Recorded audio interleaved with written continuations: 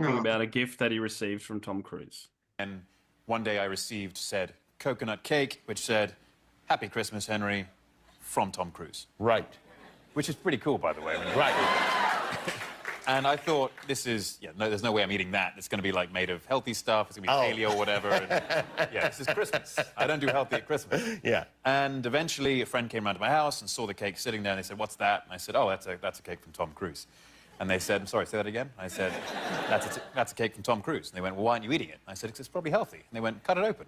Cut it open. It is the most luxurious, unhealthy cake. Coconut cake. Yeah, coconut cake. Yeah. And so I then ate the whole thing. Yeah. Yes. So wholesome. I don't know why people don't like him, because he's fantastic. He's like, will he ever be my Cyclops? Dream. I can only dream of him. He can't do all the roles, Chris. Yes, he can. There's AI. Yes. There's AI. There's AI. He can. He's each different. He plays every different X-Men. He's like got a bald wig for Professor Xavier. He's good, every single one. Basically, you want to do Nutty Professor / Austin Powers, just with Henry Cavill playing all the roles. Yeah. Look. I've limited down now. If I want him in the MCU. I want him in the MCU. Okay. The only one that makes sense in the MCU for him is Cyclops.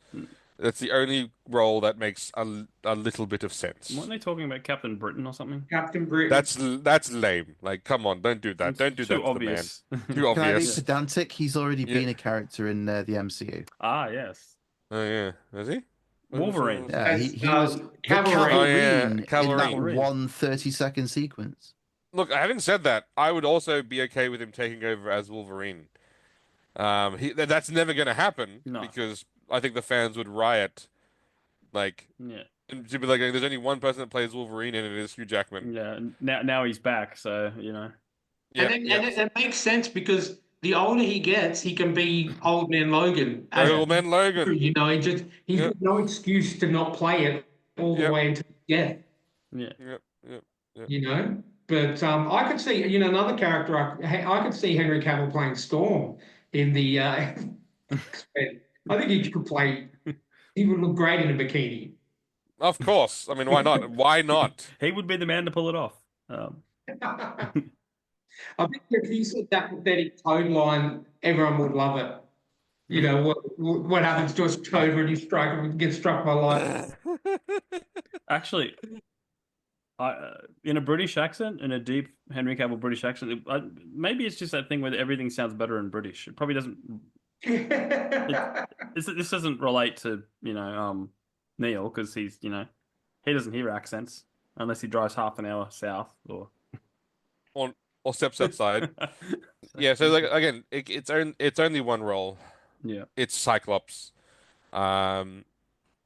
But they'd else have to make it Cyclops in the comics, not just, oh hey, I'm one point of a love triangle. They need to make Cyclops. No, he's the leader of the fucking. The field team leader of the X-Men, not just. No. Yeah, I'm the other one that likes Famke Janssen. No, it needs to be the kind of guy that goes up to the Avengers and says, "You keep your fucking hands off our mutants. This is mutant problems. We will deal with it. You keep you shut the fuck up." It needs to be that level of Cyclops. Yes, sir. Yeah. It needs to be that level of man who basically going, "There's a mutant matter. You stay out of it." Like that's the leader we need and want. Not a 5'4" frat boy. No. Like Cavill could definitely. I can see it now. Oh yeah, no, you can see that happening. Yeah. So would you then cast Cat Graham as Jean Grey? Oh no, because too many people would be mad about obviously the giant race swap they would have done.